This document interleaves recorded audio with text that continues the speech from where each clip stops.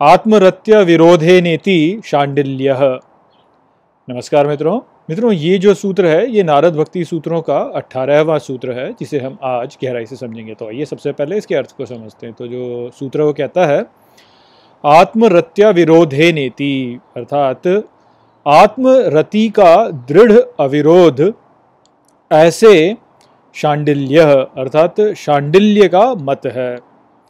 तो यहाँ पर नारद भक्ति सूत्रों में अलग अलग भक्ति को लेकर के जो मत हैं उनके विषय में महर्षि नारद बता रहे हैं। तो यहाँ पर वो अब शांडिल्य ऋषि जो है उनके मत के विषय में कहते हैं कि शांडिल्य ऋषि का मत है कि आत्मरति का दृढ़ अविरोध भक्ति है।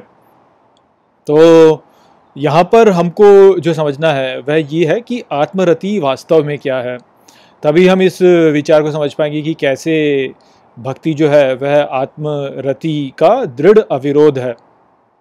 तो आप सबसे पहले तो समझिए कि रति क्या है और आत्म क्या है। तो आत्म तो जैसे हम जानते हैं कि स्वयं है, और रति जो है वह होता है दिव्य प्रेम, आप कहेंगे जिसको, जो ऐसा प्रेम है जो कि शुद्ध प्रेम है, उसमें और कुछ मिश्रित नहीं है।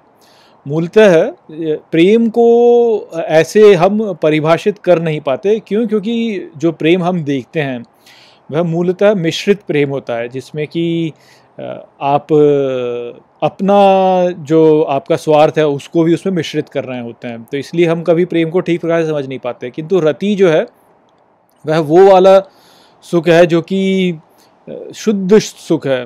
और यदि आपको वैसे देखना हो कि रति क्या है, तो जो जब गहन आनंद अनुभव करता है व्यक्ति, जब गहन से गहन आनंद अनुभव करता है, तो वो जो आनंद है वह वास्तव में उससे जो प्रेम होता है वह ही रति है। आप इस प्रकार से समझ सकते हैं इसको। कुछ लोग रति को जो है केवल सहवास के रूप में भी मान लेते हैं, किंतु वो जो सहवास वाला सुख होता है वह भी आप कह सकते हैं कि रति ही है। वो थोड़े क्षण के लिए जो है उसको अनुभव किया जाता है। तो वो जो सुख है उसके विषय में यहाँ पे कह रहे हैं कि जो स्वयं में उस सुख को प्राप्त कर ले और उसमें उसका कोई अविरोध ना हो, उसमें कोई भी उसमें अवरोध उसके लिए हो ना है, कोई विरोध वो उसके लिए प्रकट ना हो, तो वो वास्तव में भक्ति है। तो देखिए, आप प्रेम को यदि देखें तो प्रेम क्या होता है। प्रेम जो है वह एक ऐसा शब्द है जिसको ऐसे समझा पाना अत्यंत कठिन है कि हम प्रेम करते हैं। तो जब हम जिससे प्रेम करते हैं हम अपना सर्वस्व उसके लिए समर्पित कर देते हैं। तो जैसे माँ होती है, वो अपने बच्चे से प्रेम करती है, तो बच्चे के लिए सब कुछ करने को वह सज्ज हो जाती है, कितना उसके लिए बलिदान देती है। या जब कोई पुरुष किसी स्त्री से या स्त्री कोई किसी पुरुष से प्रेम करते हैं तो वह भी फिर एक दूसरे के प्रति जो है पूर्णतः समर्पित हो जाते हैं और वो एक ही हो जाते हैं उसके पश्चात, यदि प्रेम जो है वो सच्चा है। तो ये जो प्रेम होता है यह वास्तव में समर्पण से ही होता है। और जब हम सब कुछ समर्पित कर देते हैं, अब हम समर्पित किसको करते हैं? हम उसी को समर्पित करते हैं जिसको अपना मानते हैं। तो माँ जो है वह अपने बच्चे से इतना प्रेम क्यों करती है? क्योंकि बच्चे को अपना मानती है। पत्नी जो है वह अपने पति से इतना प्रेम क्यों करती है? क्योंकि वह पति को अपना मानती है। तो ये अपना मानने वाली बात होती है।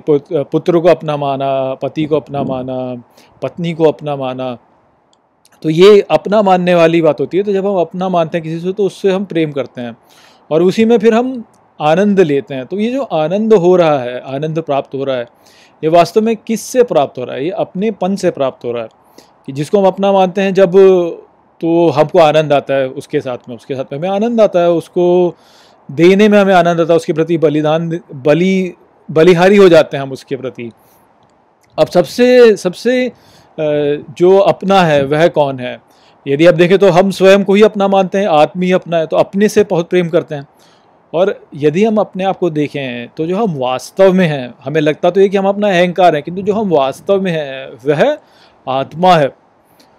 तो जो प्रेम हमारा वास्तव में है वह आत्मा से प्रेम है, वह उससे प्रेम है, किंतु हम उसको समझ नहीं पाते हैं। और इसलिए जो प्रेम होता है वह विकृत रूप से सामने प्रकट होता है, जिसमें जो है एक एक स्वार्थ का भाव उत्पन्न हो जाता है। जैसे माँ जो है वो अपने पुत्र से प्रेम करती है, किंतु यदि पुत्र जो है वह माँ से प्रेम ना करे तो माँ का प्रेम जो होता है वो भी धीरे धीरे क्षीण होता चला जाता है। क्यों? क्योंकि बदले में माँ भी प्रेम की आशा करती है, या पति से यदि पत्नी प्रेम करती है और पति पत्नी से प्रेम ना करे तो पत्नी का प्रेम जो है वह क्षीण होता चला जाएगा।